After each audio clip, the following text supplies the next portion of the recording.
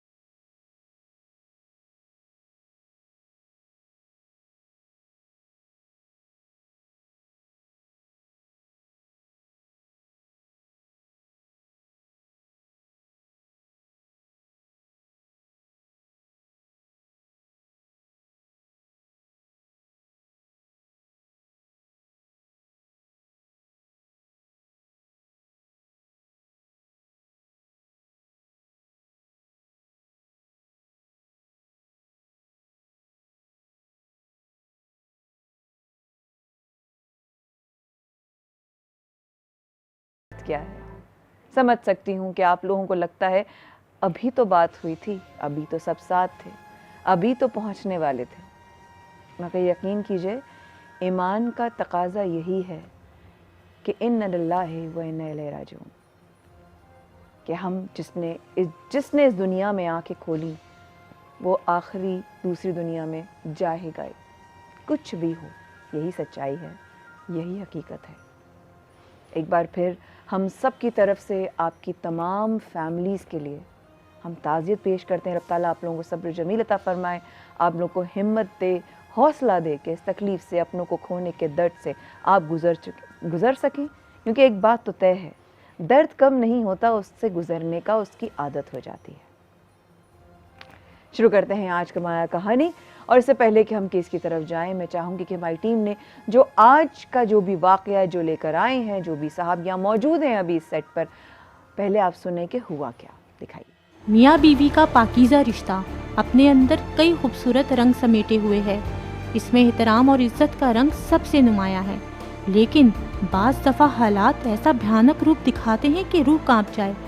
काम के सिलसिले में कराची आने वाले 23 साला सिराज अहमद के साथ भी कुछ ऐसा पेश आया कि अपने ही प्यार करने वाले रिश्ते ने इसकी ज़िंदगी को फना कर डाला, और वो जो अपने नाबीना बाप और भाइयों का सहारा था, इस दुनिया से चला गया। इनके भाई माया कहानी में अपनी फरियाद लाए हैं। ऐसा क्या हुआ था और किस रिश्ते ने एक बेगुनाह से इसकी ज़िंदगी छीन ली, जानेंगे आज के प्रोग्राम में। तो देखते रहिए माया कहानी।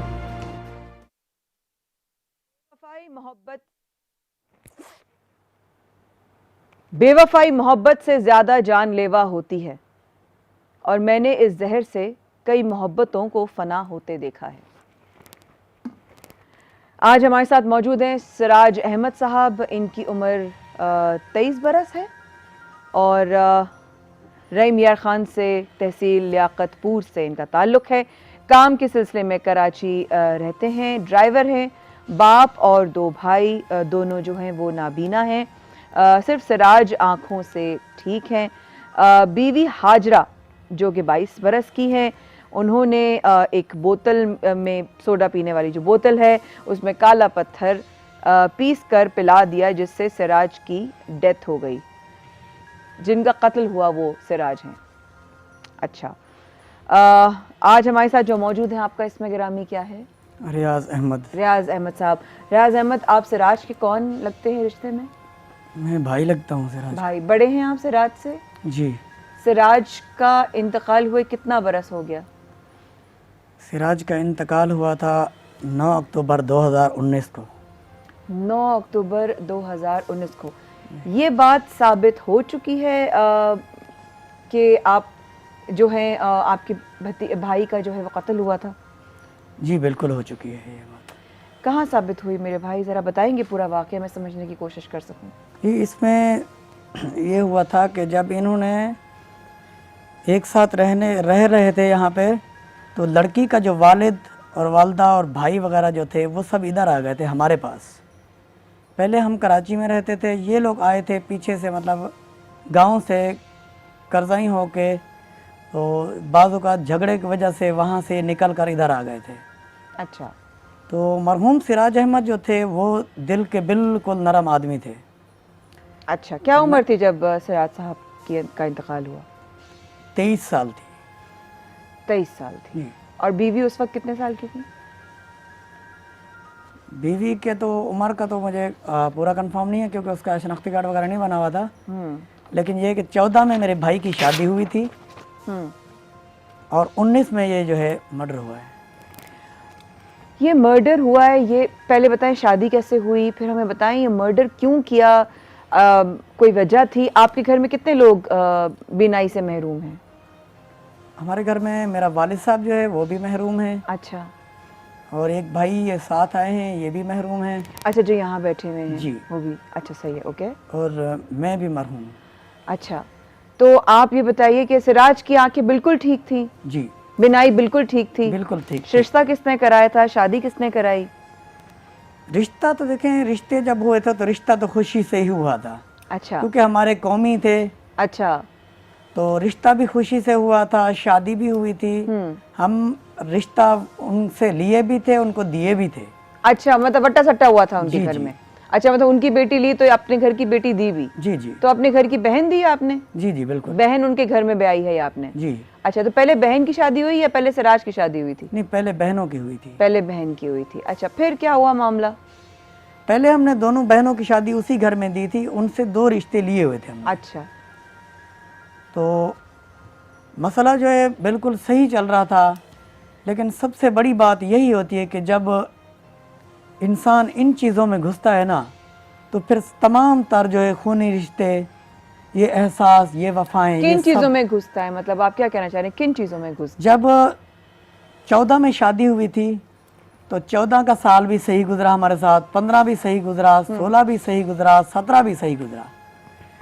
साल 2018 में लड़की का वालिद और लड़की का भाई मोहम्मद रदीम, जो कि मेरी सिस्टर, मेरा बहनोई भी है रिश्ते में। अच्छा।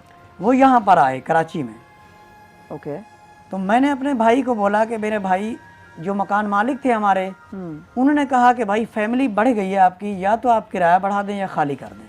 ये किसने बोला? आपके मालिक मकान ने? हमारे मालिक मकान में। अच्छा, कितने लोग रहते थे पहले?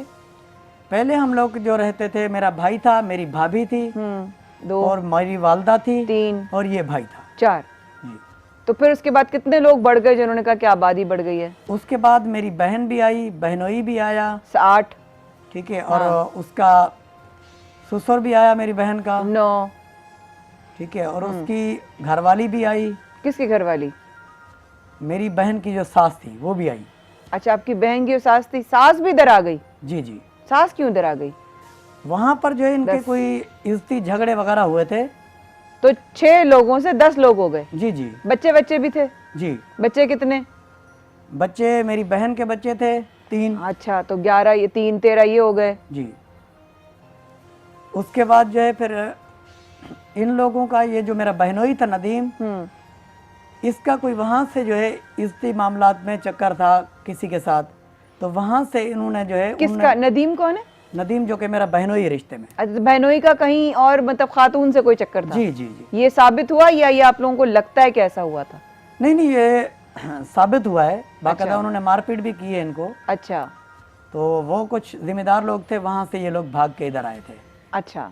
फिर उन्होंने जब यहाँ पर आए तो मरहूम सिराज अहमद जो थे, उन्होंने इनके सरों पर हाथ रखा और इनको रक्षे वगैरह भी दिलवा के दिए। किन के सरों पे हाथ रखा? अपनी बहनों के? जी। अच्छा, ठीक है। इनको बहनोई को रक्षे भी दिला के दिए कि भाई आप रोजी करो, ठीक है, अपने बच्चों को खिलाओ, ठीक है, मेरे जो पैसे हैं जब आपके पास हो जाएं तब मुझे दे देना, ठीक है। तो इस बात पर मैं जो है थोड़ा सा भाई को ये बोलता था कि भाई देखो ठीक है वो आ गए हैं, लेकिन उनका एक अपना सिस्टम होना चाहिए, आपका अपना सिस्टम, क्योंकि उनकी बेटी हमारे घर पे। आप नहीं रहते थे सिराज वगैरह के साथ?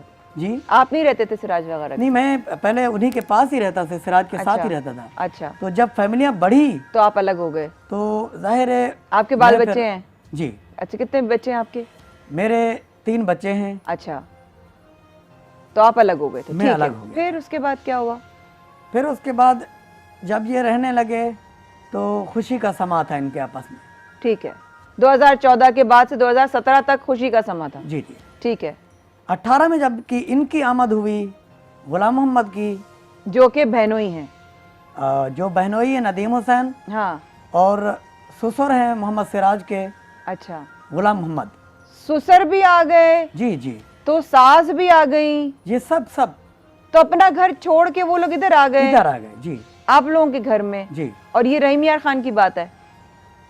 ये हम लोग जो है रहीमयार के हैं। अच्छा, ये जो मेरे भाई के ससुर सास वगैरह हैं ये जिला मुजफ्फरगढ़ के हैं। मुजफ्फरगढ़ के। अच्छा, ठीक हो गया। फिर जब ये रहने लगे तो एक इसका जो कि गुलाम मोहम्मद है मेरे भाई का ससुर, उसका एक भांजा, ज़ाहिर जब हम लोग रहते थे तो वो हमारे घर में नहीं आते थे।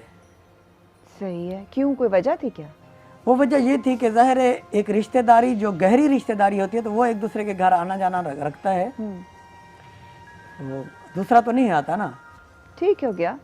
तो जब गुलाम मोहम्मद और गुलाम मोहम्मद की बीवी और मेरे बहनोई ये सब इधर आ गए। अच्छा भाई, सॉरी, मेरे बहुत सारे नाम यहाँ पर आ रहे हैं जी। तो मुझे पहले आपका नाम क्या आपने बताया?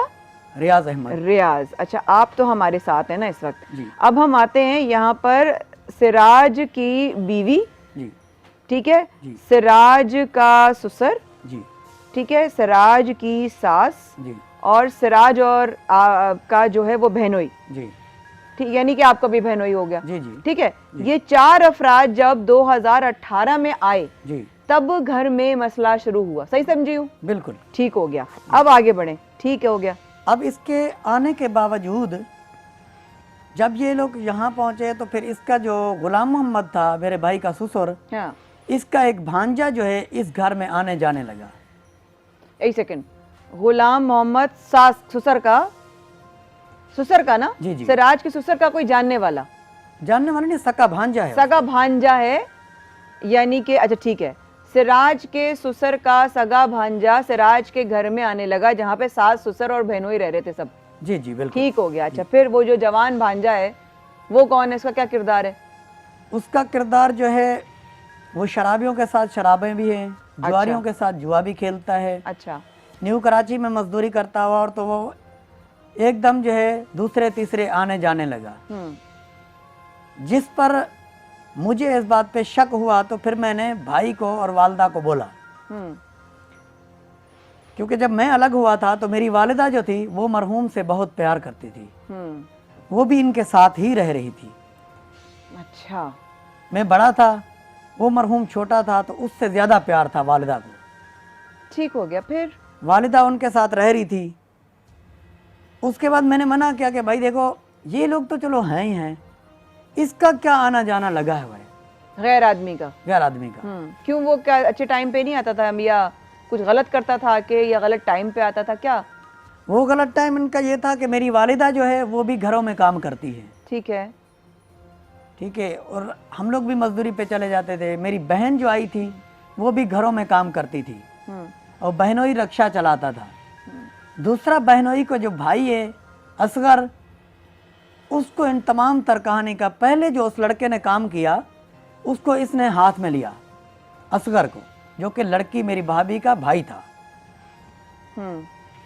मेरी भाभी के भाई को हाथ में लिया उसने, मतलब अपने कज़न को पैसा वैसा खिलाया, सब कुछ किया, उसको मोबाइल फ़ोन भी लेके दिया, आईफोन का। तो उसके बाद जो है इस लड़की हाजरा के, जो कि मेरी भाभी है रिश्ते में, उसके और उसके कज़न के आपस में ताल्लुकात कायम हुए। किसके ताल्लुकात कायम हो गए? मेरी भाभी के और मेरी भाभी के कज़न के, जो कि हमारे घर में आ जा रहा था। अच्छा। साबिर। ये वही कज़न है जो कि गुलाम मोहम्मद का सका भांजा है। अच्छा, ओके। जब इनके ताल्लुकात शुरू हुए, हम लोग जो है इन चीज़ों में शक नहीं किया, क्योंकि देखो घर का मामला था कि हम क्या कहते, हमें ये शक नहीं था कि कभी बीवी होके ऐसा काम कर देगी। अच्छा, ये कौन थी जिसका, जो आपकी भाभी थी? जी। कौन सी भाभी? सिराज की बीवी? सिराज की बीवी। अच्छा, सिराज की बीवी। आप ये बताएं ना, वो आप कंफ्यूज कर रहे हैं मुझे। जी जी। आप सिराज के ऊपर ही जी। रहें। आप बोले सिराज की बीवी का आपके बकौल ताल्लुकात कायम हो गए थे जी। अपने वालिद के भांजे से। मतलब सिराज की बीवी का जो है वो कजन से अपना रिश्ता हो गया था जी कोई। जी। जबकि वो सिराज की बीवी भी थी और बच्चे भी हो गए थे तब तक? नहीं, बच्चे नहीं हुए। बच्चे नहीं हुए। अच्छा, सही है। तो फिर उसके बाद क्या हुआ? ताल्लुकात कायम हुआ तो क्या, कैसे आप लोगों को पता चला? क्या सबूत आपको मिला? ताल्लुकात तो का तो इन्होंने जो है खुद बाद में अपने मुंह से एतराफ़ किया वहाँ पर, और उसका जो है मोबाइल पकड़ा गया था।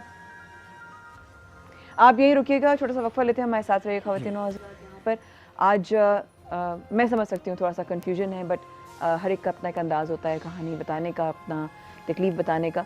थोड़ा सा मुझे भी मुश्किल हो रही है, आई एम श्योर आपको भी थोड़ा सा चैलेंज हो रहा होगा समझने में। कोशिश करते हैं इनकी कहानी समझ सकें। इस वक्फे के बाद हमारे साथ रहिएगा माया कहानी में।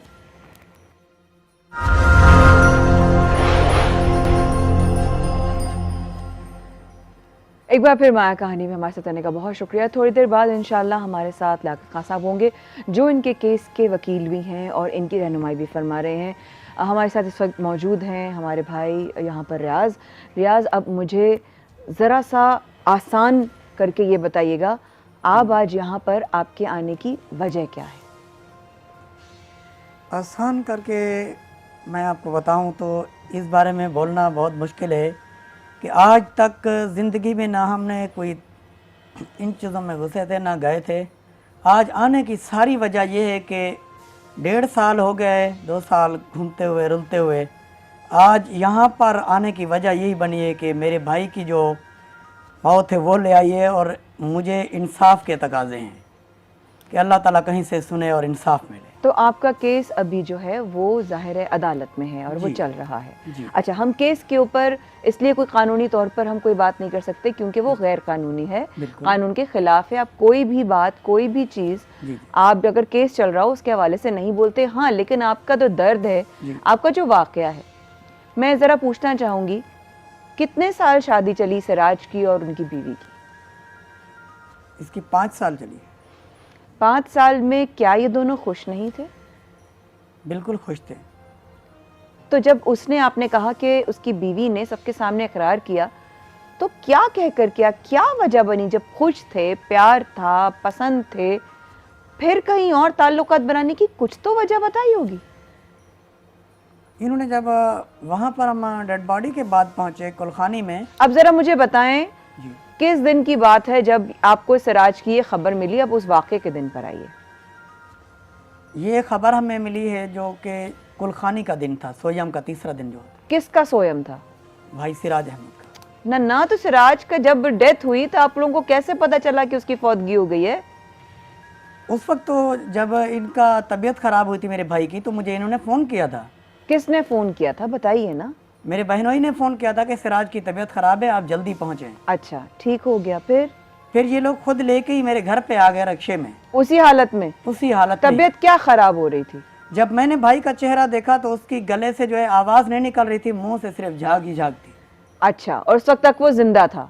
जी। जब आपने देखा तो वो जिंदा था? बिल्कुल जिंदा। लेकर आने वाला कौन कौन था उसको आपके घर? उस वक्त मेरा भाई और बहन और बहनोई थे। बहन और बहनोई थे। बीवी नहीं आई साथ में लेकर? अच्छा, जब आपने देखा उस हालत में तो आपको पता चला कि इसका झाग निकल रहा है, तो आपने क्या किया? आपको बिल्कुल नजर नहीं आता ना, या थोड़ा सा नजर आता है? बिल्कुल एक आंख से थोड़ा सा नजर आता है। एक आंख से थोड़ा सा नजर आता है, धुंधला धुंधला सा। जब आपने देखा कि सिराज जो है उसके झाग से निकल रहे हैं, तो क्या किया आपने? उसको क्या बोला उनको कि मेरे पास क्यों लाए हो, अस्पताल नहीं लेकर गए? मैंने ये बात कोई नहीं बोली, बस सीधा उसको जो है उसी रिक्शे में ही हॉस्पिटल ले आया, अल मुस्तफ़ा में। ठीक है, उसके बाद क्या हुआ? अल मुस्तफ़ा लाने के बाद अल मुस्तफ़ा वालों ने ट्रीटमेंट करके फिर उन्होंने जो है छोड़ा, तो फिर तबीयत नहीं संभल रही थी।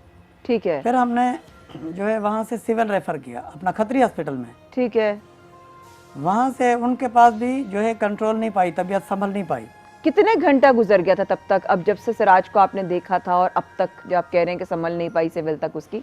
सुबह 8 बजे से लेकर शाम में 6 बज चुके थे। या खुदाया, तकरीबन 12 घंटे होने वाले थे और उसके मुंह से झाग निकला जा रहा था। वो तो वैसे ही उसकी तबीयत कोई पकड़ ही नहीं पा रहा था, उसको हुआ क्या है 3 घंटों से? नहीं, उनको किसी ने पकड़ नहीं पाया, बस टेस्ट वगैरह करवाए थे, डाउ से भेजे थे, तो वो उन्होंने बोला कि 3 दिन के बाद आएंगे। तो तब तक बंदे को बचाएंगे कैसे? कैसे किसी ने ये नहीं पता चला कि उसके अंदर जहर है? ये तो उनको किसी ने नहीं पता चला? 8 घंटे गुजर गए। नहीं, उन्होंने बस यही बोला हमें कि इसको जो है सिविल ले चले। एक अस्पताल से दूसरे अस्पताल चले गए। जी। फिर हम अल लोग मुस्तफा इसको- कौन सा, कराची वाला? जी जी, कराची वाला। अच्छा ठीक है। उसके बाद वो भी बड़ा अस्पताल है, उसके बाद आप सिविल में लेकर गए। उसके बाद हम लेके आए थे खत्री हॉस्पिटल में, ये अच्छा। सब्जी मंडी के बराबर में। ठीक है। वहां से फिर उन्होंने बोला कि भाई हमारे बस से बाहर है, इसको फौरन सिविल या जिना ले जाए। फिर आप जिना लेकर गए? फिर हम सिविल लेके आए थे। फिर आप सिविल लेकर आए, फिर क्या हुआ? सिविल वालों ने फिर इसको दाखिल किया है इमरजेंसी वार्ड में, और वहाँ से जो इन्होंने टेस्ट वगैरह करवाए हैं, और इनको जब टेस्ट वगैरह करवाने के बाद इन्होंने ENT वार्ड में शिफ्ट कर दिया था, गले वाले में। वार्ड में शिफ्ट कर दिया? जी। अभी तक उसकी क्या हालत थी? सिराज की क्या हालत क्या थी? उसकी हालत यही थी कि उन्होंने कोई इंजेक्शन मंगाए थे मुझसे, तकरीबन 21 इंजेक्शन जो कि टांगों में लगाए जा रहे थे, और उन्होंने बोला कि पानी इनको बिल्कुल नहीं देना। बिल्कुल नहीं देना? जी। अच्छा, और पानी मांग रहा था सिराज? पानी बहुत मांग रहा था। उन्होंने बोला भाई जो है बिल्कुल आखिरी टाइम पर भी रोता हुआ गया है कि पानी का एक घुट पानी दे दो मुझे। आखिरी टाइम कैसे? उसी दिन उसकी डेथ हो गई थी? नहीं, वहाँ पर सिविल में एक रात रहा है। फिर दूसरे दिन उन्होंने जो है मुकम्मल टेस्ट करके SIUT को रेफर कर दिया। ऐसा क्योंकि किडनी का मसला हो गया था उसको? जी। अच्छा, फिर क्या हुआ जब SIUT रेफर किया? फिर जब SIUT में उन्होंने रेफर किया तो फिर मैं वहाँ ऊपर गया, तो वहाँ उनका जो है निज़ाम बिल्कुल सख्त है। वहाँ उन्होंने चेक वगैरह किया, मुझसे सूरत हाल पूछी कि भाई कैसे इसकी जो है ये बीमार हुआ है। फिर जो भी हिस्ट्री थी फिर उनको मैंने बताई कि भाई इस तरह ये घर में जो है कोल्ड ड्रिंक पी है। वो खुद भी बता रहा था। ये कोल्ड ड्रिंक पिए, ये आपको कब पता चला? ये तो आपने बताया नहीं पूरी कहानी में। कोल्ड ड्रिंक ये तो कोल्ड ड्रिंक का तो उसी ने भी, मतलब उन्होंने कोई ऐसा सिस्टम लगाया था नाली का। हाँ। उसके जरिए पे उसने आवाज निकाल के बताया था कि मुझे जो कुछ भी हुआ है इसी कोल्ड ड्रिंक की वजह से हुआ है।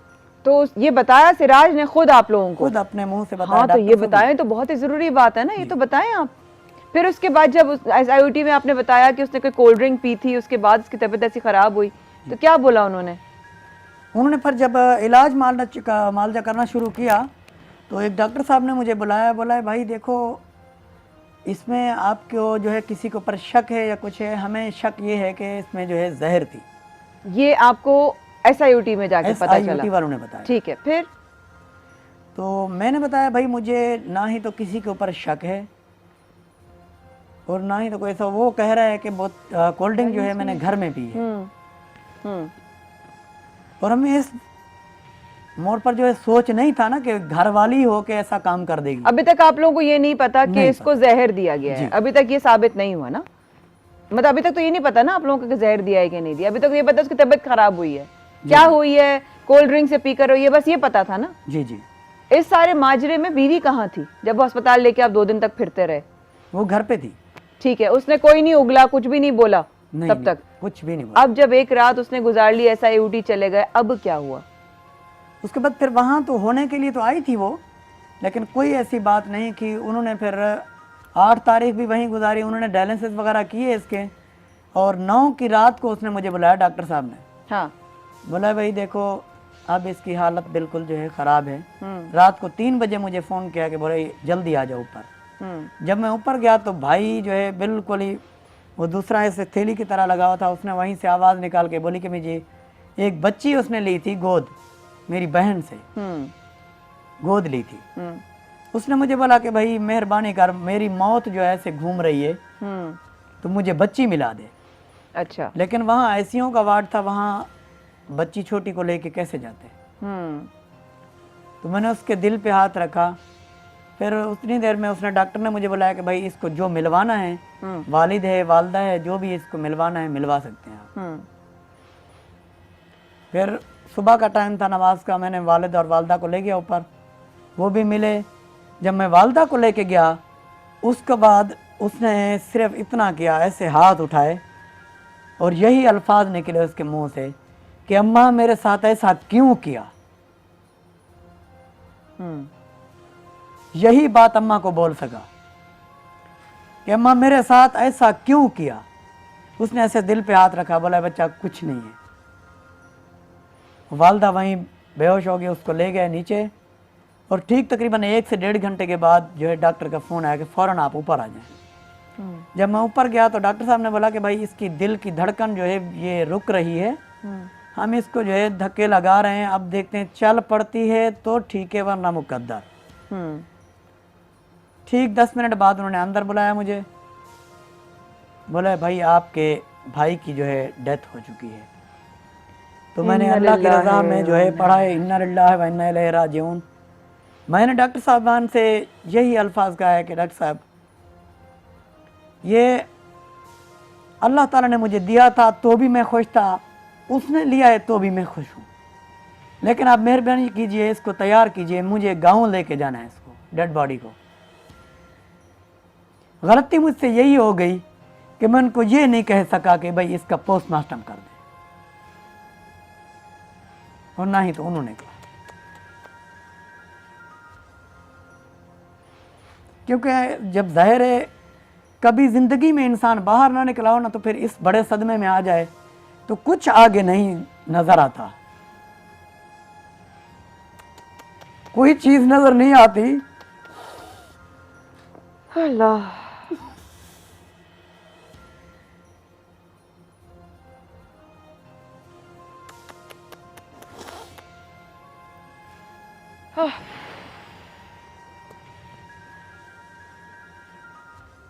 बहुत बहुत अफसोस हुआ है। आखिरकार भाई ने मौत और ज़िंदगी के बीच में हार मान ली, और सिराज अल्लाह को प्यारे हो गए।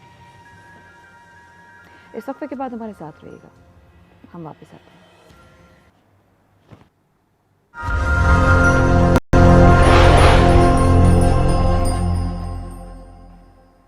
माया कहानी में आप हमारे साथ मौजूद हैं। आज सिराज की कहानी है, और अपनी कहानी सुनाने के लिए सिराज खुद मौजूद नहीं है। मैं और आप हम सब कोई ना कोई कहानी लिख रहे हैं, या हम किसी की कहानी का हिस्सा भी हैं, लेकिन आपकी खुद की कहानी अगर कोई और सुनाए, वो भी जुल्म होने के बाद, और अपनी कहानी सुनाने के लिए आप खुद ना हो, तो एक तो वो जो आपके अपने हैं वो तकलीफ़ में होते हैं, और दूसरा जो सच है और बड़ी हक की बात है कि जाने वाले का इस ज़मीन से या इधर के लोगों से कोई ताल्लुक़ नहीं रहता, वो तो चला जाता है अपने हिसाब किताब को समझने के लिए। यहाँ जो पीछे रह जाते हैं वो लोग दर्द और तकलीफ़ में रहते हैं। आज रियाज साहब मौजूद हैं जो कि सिराज के बड़े भाई भी हैं, और इनके वकील और इनकी जो इस वक्त लीगल इनको सपोर्ट कर रहे हैं वो हैं लियाकत खान साहब, हमारे साथ मौजूद हैं। अस्सलाम वालेकुम। वालेकुम अस्सलाम। लियाकत भाई, चूँकि सबका एक अपना बताने का अंदाज़ होता है और तरीका होता है, मैं समझ सकती हूँ कि रियाज साहब की अपनी दर्द और तकलीफ़ थी, लेकिन अब इनकी जो भी वक्त अब शो में है, मैं चाहूँगी कि अब आप बताइए कि ये किस वक्त उस औरत ने तस्लीम किया कि एक तो मैंने मारा है, और दूसरा मेरा सवाल है कि उसने ये क्यों किया। बिस्मिल्लाहिर्रहमानिर्रहीम। आपने इसकी कहानी सुनी, और वाकई इनकी एक बड़ी दर्दनाक कहानी है। इसको एक प्लानिंग के साथ मारा गया, और इस बज़ाहिर यही लग रहा है। बज़ाहिर जो है ना, और इस खातून तक पहुंचना बहुत मुश्किल था। जो इसने बैकग्राउंड में आपको बताया कि उसकी तबीयत ख़राब हुई, उसने रात को पेप्सी पी, और उसके बाद उसको अलमुस्तफ़ा ले गए। रात में पी है? रात में पी है 12 बजे के टाइम पे। अच्छा। उसके बाद जो है ये उसको अलमुस्तफ़ा ले गए, फिर खत्री हॉस्पिटल ले गए, फिर सिविल, फिर SIUT, क्योंकि उसके गुर्दे फेल हो गए थे और उसकी दिल की धड़कन बंद हो गई, तो उसके मुंह से झाग बह रही थी। अच्छा, वहाँ से इसकी ये डेड बॉडी ले गए। डेड बॉडी लेने के बाद जब इनके घर पे वहाँ पे इसकी तहकीकात हुई, छानबीन हुई, स्वयं हुआ, तो वहाँ दुनिया में ढूंढ रहे क्या था, बोतल में क्या डला हुआ था, जो अब उसके बाद जो है वहाँ पर उसने लड़की ने एडमिट किया अपने बाप के सामने कि मुझसे गलती हुई है। लड़की पे शक किसको हुआ? ये मौजूद थे इनके सामने, उसने आप लोगों को शक हुआ था उस पर? कैसे उस तक पहुंचे, कैसे? माना तो उसने बाद में ना। जी बिल्कुल, उस तक हम इस तरह पहुंचे कि जो बड़े लोग होते हैं ना, वडेरे, हाँ, जो बूढ़े लोग होते हैं ज़ईफ, तो उनको ये चीजें जो है कि इसने तो कुछ नहीं किया। हाँ, उन्होंने ये पूछा कि भाई ये 23 साल का लड़का था, हाँ, अचानक ये ऐसा सिस्टम कैसे हुआ, कौन सी बीमारी थी इसको? हाँ, जब उन्होंने प्रेशराइज किया इनको कि भाई पूछें आप घर में, उस वक्त घर में कौन कौन थे, किस सबसे पूछें, हाँ, सब ने कोल्ड ड्रिंक पिए, सबको कुछ नहीं हुआ, उसके हिस्से में कुछ हुआ, ये चक्कर क्या है? हाँ। जब ये प्रेशराइज किया गया तो फिर उस लड़की ने ये बताया अपनी वालदा और वालिद भाई के सामने कि भाई मैंने काला पत्थर दिया था, मैंने यही कहा था कि ये जो है टांगों से और इन चीज़ों से बैठ जाएगा, माजूर हो जाएगा। मुझे क्या पता था कि ये मर जाएगा। ये माजूर करने के लिए उसको, ताकि वो अपाहिज हो जाए, ये करने के लिए उसने कदम उठाया था, लेकिन उसका उल्टा पड़ गया और सिराज का इंतकाल हो गया। इंतकाल हो गया। अच्छा, उसके बाद ये वकूआ हो चुका था, फिर उसकी कब्र कुशाई भी नहीं हुई। ये लोग जब वापस आए ना, तो क्योंकि साफ ज़ाहिर कानून भी सबूत मांगता है, उसके लिए सबसे पहले हमने SIUT को एक लीगल नोटिस भेजा। लीगल नोटिस के अंदर हमने जिन डॉक्टरों ने उसका इलाज किया था, हमने कहा उसकी आप काज ऑफ डेथ दे दें हमें, कि इसकी जो डेथ हुई है वो किस वजह से हुई है। उस लीगल नोटिस के जवाब में उन्होंने लिख कर दिया कि इसको कोई नमकीन जहरीली चीज़ दी गई है, जिसकी वजह से इसके गुर्दे और इसके दिल की धड़कन बंद हुई। उसकी बेस के ऊपर हमने एक पिटीशन फाइल की 22A की, थाने में एप्लीकेशन दे के उसके ऊपर कोर्ट ने जो है ना FIR का ऑर्डर किया। जब FIR दर्ज हुई थाने गुलिस्तान जौहर के अंदर 159/2019 जो है, उसके बाद इसकी तफ्तीश जो है SIP गुलाम शबीर इमरानी को मिली। उसने इस खातून को अरेस्ट किया, तो इसने दौरान इंट्रोगेशन बताया कि मेरे साबिर के साथ ताल्लुकात थे और साबिर ने मुझे ला कर दिया था और ये मुझसे गलती हो गई है, मुझे माफ़ कर दें। उसके बाद उसको जुडिशियल कस्टडी किया गया। तो क्यों किया था? पीछे छुड़ाना चाहती थी या शादी रखना चाहती थी, चक्कर भी चलाना चाहती थी, क्या करना चाह रही थी? पसंद करती थी और उसके साथ उसके रिलेशन थे, उसकी कोई प्रॉपर्टी वगैरह पे उसकी नज़र थी, उसको प्लाट था। बहरहाल वटेवर उसके बिहाइंड जो स्टोरी थी। उसके बाद क्या हुआ, वो जुडिशियल कस्टडी हुई। जुडिशियल कस्टडी के बाद जो फर्स्ट IO था, उसने फिर जो है मुलजमान के साथ साजबाज करके उसने 1 क्लास की रिपोर्ट दी। अच्छा। और 1 क्लास की रिपोर्ट के अंदर उसको मुलजमा को छुड़ाने की कोशिश की कि इसके खिलाफ कुछ शवाहिद नहीं मिला। फिर उस रिपोर्ट को जो है मैंने मुस्तरद करवाया, उसके अंदर कोर्ट से आर्डर करवाया कि इसका जो है ना पोस्टमार्टम करवाया जाए, इसकी कब्र कुशाई करवाई जाए। और इस तफ्तीशी अफसर को अब हम मुतमईन नहीं है, ये मुलजमान के साथ मिला हुआ है। उसने उसकी फैमिली के बयान रिकॉर्ड करके उसको रिकॉर्ड का हिस्सा बनाया। जो विक्टिम फैमिली थी उनके किसी के स्टेटमेंट नहीं थे जो ना। अच्छा। उसके बाद कोर्ट ने उस इन्वेस्टिगेशन को ट्रांसफ़र किया। और SSP को डायरेक्शन दी कि इसकी कब्र कुशाई करवाएं। फिर इसके न्यू इंस्पेक्टर अपॉइंट हुआ, इंस्पेक्टर सैयद जफ़र। गुलशन इकबाल में इसकी इन्वेस्टिगेशन गई। फिर उन्होंने जो है इसके अंदर वो भी साफ ज़रे मिल गए, काम नहीं कर रहे थे। तदफीन कराची में ही हुई है? नहीं, तदफीन इसके रहीम यार खान में थी। अच्छा। फिर शुरू में तो उन्होंने बड़ा परेशान किया हमें। जब कोर्ट ने उसके खिलाफ एक्शन लिया, फिर उसको जेल भेजा कि आप इस केस की जो है इन्वेस्टिगेशन मुझे कंप्लीट करके दें। फिर वो 2-4 दिन जेल में रहने के बाद आया, तो इनकी माली हालत इतनी नहीं है कि वो उसकी अखराजात, वो इनको कह रहे थे 3 लाख रुपए खर्चा आएगा, हमारे पास नहीं है। फिर कोर्ट से हमने इस्तदा की, एप्लीकेशन दी कि आप सरकारी खर्चे के ऊपर करवाएं, इनके पास पैसे नहीं है। कोर्ट ने हमारी एप्लीकेशन एक्सेप्ट की। SSP साहब को बुलवाया गया। SSP साहब ने हमारी बड़ी मदद की जो है ना। उन्होंने फिर जो है पैसे दिए IO को। यहाँ से फिर पुलिस पार्टी गई, वहाँ रहीम यार खान में कब्र कुशाई हुई। अब कब्र कुशाई होने के बाद जो है, अब उसके जो सैंपल्स हैं, नमूने हैं, उसका जो पोस्टमार्टम हुआ है, वो रिपोर्ट अभी तक आई नहीं है। अब उन्होंने अपनी रिपोर्ट सबमिट कर दी है कोर्ट के अंदर जो है। जब उसकी रिपोर्ट की रोशनी में फिर कोर्ट डिसाइड करेगी कि इसकी काज ऑफ डेथ किस वजह से हुई है, उसको क्या चीज़ दिया गया था जो ना, फिर उसका कोई डिसाइड होगा। अच्छा, लेकिन लागे साहब आप कह रहे हैं कि उसने जब वो कस्टडी में थी, उसने वहाँ पर उस चीज़ को किया, जबकि अभी बता रहे हैं ये इनके भाई कि उसने जो है वो जिरगे में अपने बाप को और माँ को ये बात बता दी थी सबके सामने कि मैंने जहर दिया है। तो बाद में पता चला या उस जिरगे में पता चल चुका था ऑलरेडी तफ्तीश में? क्या हुआ था? जिरगे में पता चला। उस जिरगे के बाद वहाँ से जब ये बात निकली, तो फिर उसके हमने उसके ऊपर काम किया। उसके ऊपर नहीं, तफ्तीशी अफसर के सामने बाद में उसने किया। अच्छा। पहले उसने जिरगे के सामने माना, फिर उसकी बेस के ऊपर हमने सबसे पहले उन डॉक्टर्स को लीगल नोटिस दिया। अच्छा, फिर आप लोगों ने एक्शन लिया। लीगल नोटिस से हम उनसे हमने वो मटेरियल मांगा कि आपने जो उसकी ट्रीटमेंट की है, आपने उसके ऊपर जो काज ऑफ डेथ दी है, वो हमें बताएं। जो पूछा नहीं आपने कि अल्लाह की बंदी तूने ये क्या कर डाला? पूछा नहीं सबने जिरगे में बैठकर? माँ बाप ने नहीं पूछा उसके क्या किया तूने, ये क्यों किया? उसका जो माँ बाप वहीं बैठा हुआ था, बाप और भाई बैठे हुए थे ना दोनों, उन्होंने ये बोला मेरे वालिद साहब को। मेरे वालिद साहब बिल्कुल बुजुर्ग आदमी हैं, ज़ईफ़ उम्र हैं और नाबीना हैं। उन्होंने बोला कि भाई देखो, आप या केस करो, कुछ भी करो, हम इंसाफ दिलाने को आपके साथ हैं।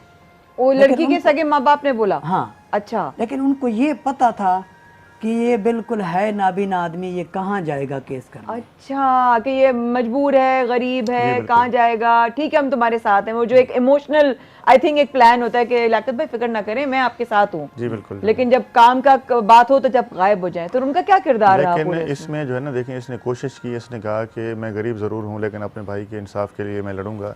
ये सुबह से लेकर शाम तक कोर्टों में आता है, इसको नज़र नहीं आता, इसको मुख्तलिफ लोग लेकर आते हैं, लेकिन ये पहुंचता ज़रूर है। कभी इसने गैर हाज़िरी नहीं की, 2 दफ़ा उसकी दरख्वास्त ज़मानत रद्द हुई।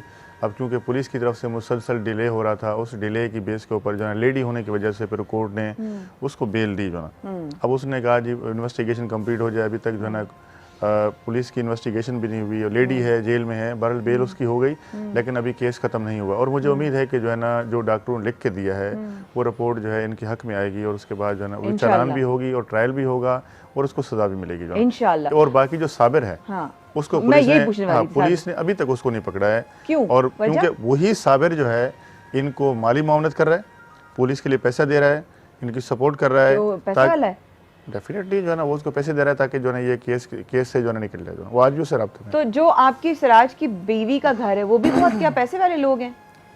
उसमें बात यह है कि वहाँ पर जो है 3 पार्टियां लगी हुई है। एक जिसका जो इसका मतलब कज़न था, जिसको गिरफ्तार पुलिस ने नहीं किया, साबिर हाँ, नाम उसको ये कह रहा है, लड़की अपना हाजरा का बाप कह रहा है कि भाई आप जो है देते रहो, मैं केस खत्म करवा लूंगा। अच्छा, क्या देते रहो? पैसा देते रहो।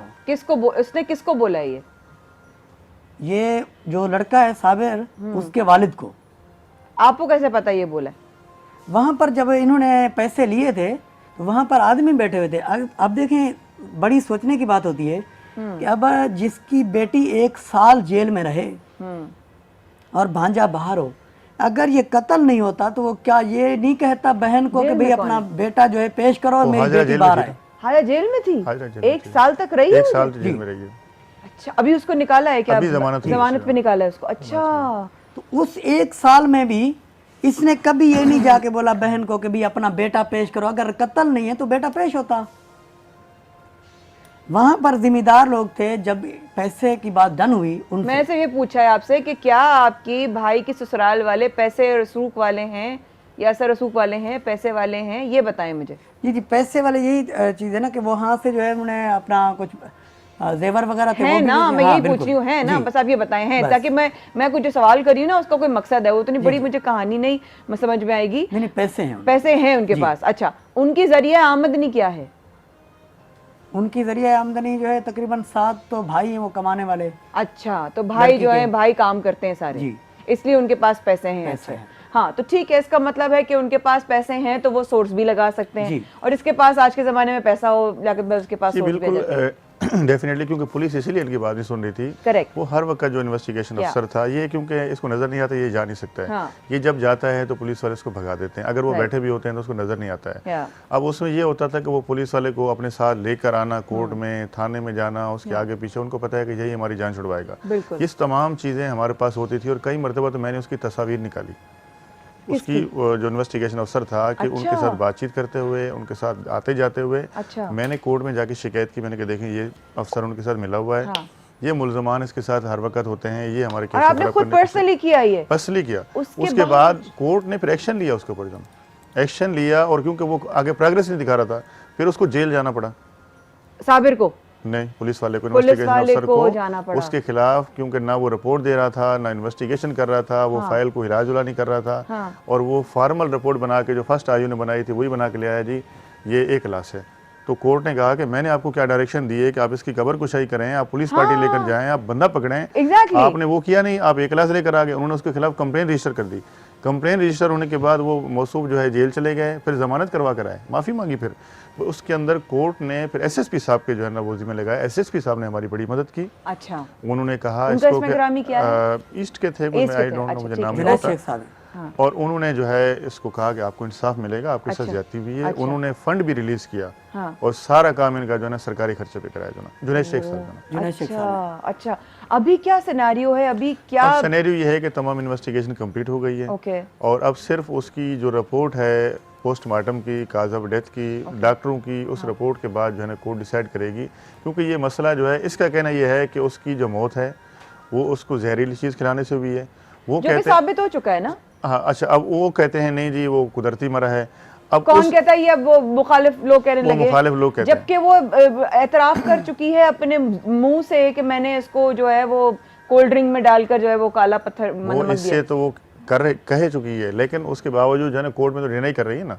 जो पुलिस के सामने माना, अदालत में जाके वो जिरगे में मुकर माना, जाती है अदालत में अपने- मुकर गई है ना वहाँ जाके। अच्छा, वो कहती देखिए ना, है ये पता चला ना मुझे। मैंने वो कहती है मैंने नहीं दिया। अब क्योंकि वहाँ उसको बहुत सारे लोग पढ़ाने वाले हैं कि अदालत में अगर आप कैसे एक्सेप्ट करती हैं, अब कोर्ट ने सिर्फ एक पॉइंट को क्या ऊपर अदालत रखा। में नहीं मुकरी हो?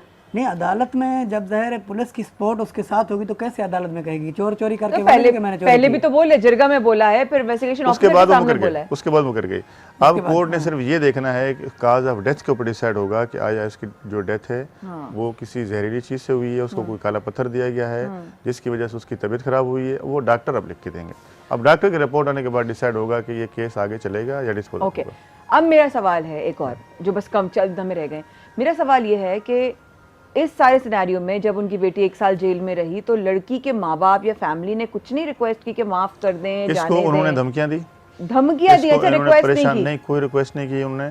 वो कोर्ट में आते थे, इसको मजीद परेशान करते थे, इसका मजाक उड़ाते थे कि इंतहाई गरीब आदमी है और ये मेहनत मजदूरी करते हैं आज भी, लेकिन किसी के आगे हाथ नहीं फैलाते, इनको पता है हम मेहनत करके करेंगे। इन्होंने एक बात की है कि हमें कुछ नहीं चाहिए, हमें इंसाफ चाहिए। हमारा और एक ही आप- भाई था जो जिसको नजर आता जिसको था, वो नजर हमारे आता घर का था। सहारा था। हम हाँ, सब correct, नबीन हैं पूरी correct। फैमिली जनाब। और आप चाहते हैं रियाज के ये जो उसकी बीवी थी उसको सजा हो? देखिए, हम ये नहीं चाहते कि उसकी बीवी हो या कोई भी, ये होता है इन्वेस्टिगेशन वाले के ऊपर कि इन्वेस्टिगेशन। आप क्या चाहते हैं? इन्वेस्टिगेशन को छोड़ आप यही देने पर चाहते हैं टाइम आपको खत्म हो इंसाफ गया, आप मिले ना, क्या उसको चाहते सजा हैं? हो। हम यही चाहते हैं कि हमें इंसाफ मिले।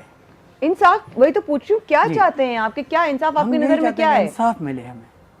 क्या है इनकी नजर में इंसाफ क्या है? इनकी नज़र में ये है कि जो मुलजिम है, जो लोग मुलविस हैं, उसको सजा मिलनी चाहिए।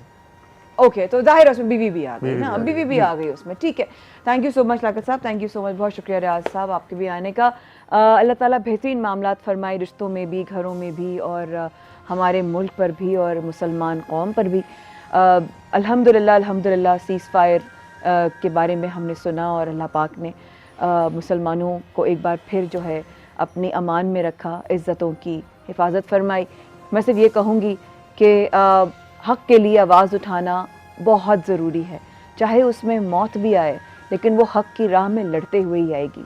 अपना ख्याल रखिएगा। कल इंशाल्लाह हो सका तो जो कल हमारी एपिसोड थी उसके बाद क्या चीज़ें हुई, क्या राय अमल हुआ, क्या एक्शन प्लान हुए, क्या शोर हुआ, क्या हंगामा हुआ, किस किस ने हमारी टीम से रब्ता किया, इसके लिए आपको कल तक माया कहानी का इंतज़ार करना पड़ेगा। हमारा इंतज़ार कीजिएगा और अपना ख्याल रखिएगा। अल्लाह हाफ़िज़।